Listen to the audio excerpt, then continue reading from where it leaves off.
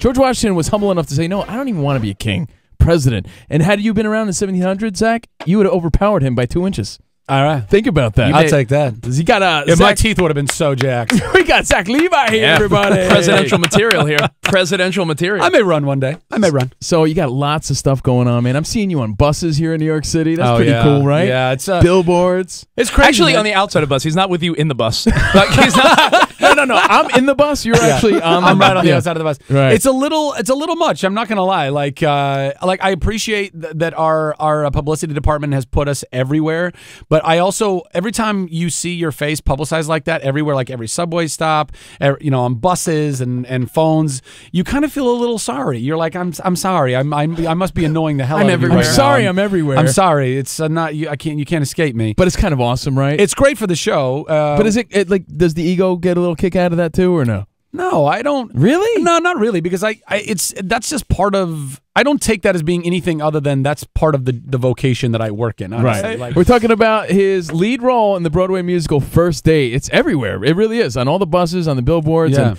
real exciting. Now, were you always into the Broadway musicals? Can you sing? Are you a great singer? I hope so. I've heard. Listen, you didn't watch Tangled with your daughter? He's the guy singing. Duh. Fucking connect the dots. Connect the dots. There you go. Pound that. Yo, tremendous. That's right. Thanks, man. Yeah. Thanks. No wonder my wife's hitting me up. She's like, I love Zach Levi. Yeah. You're like, how do you know this guy? I forgot how awesomely talented you are. You're amazing. Thanks, Jesus. man. Thank you. No. I've been really blessed. I mean, I've gotten to do Tangled, which I grew up watching nothing but Disney movies cool and stuff is like that. Super awesome. Dreamt about doing it. Got to do it. Now I get to do be in a Marvel movie, Thor: The Dark World, that comes out tomorrow.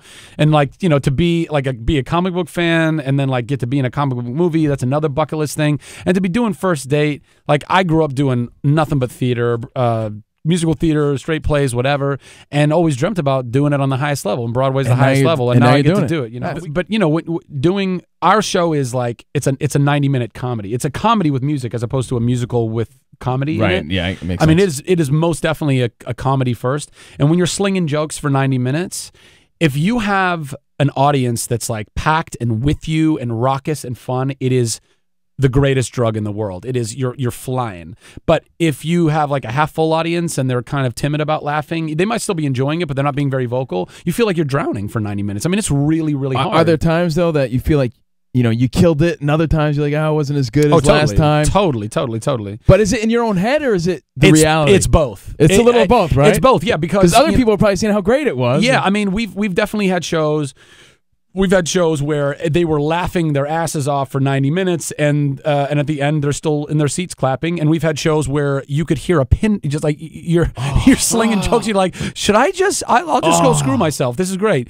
But at the end, they're on their feet, standing ovation. You're like, I don't understand. I don't get this. By the way, such a pressure to do a standing ovation at a theater. It is, yeah. And I always fall for it. I'm like, yes, you're right. Even if I didn't like it. I know. Yeah.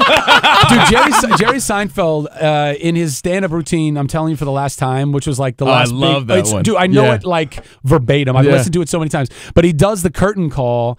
Everybody's clapping and they keep clapping and people are obviously standing. I mean, I only listen to it the audio of it.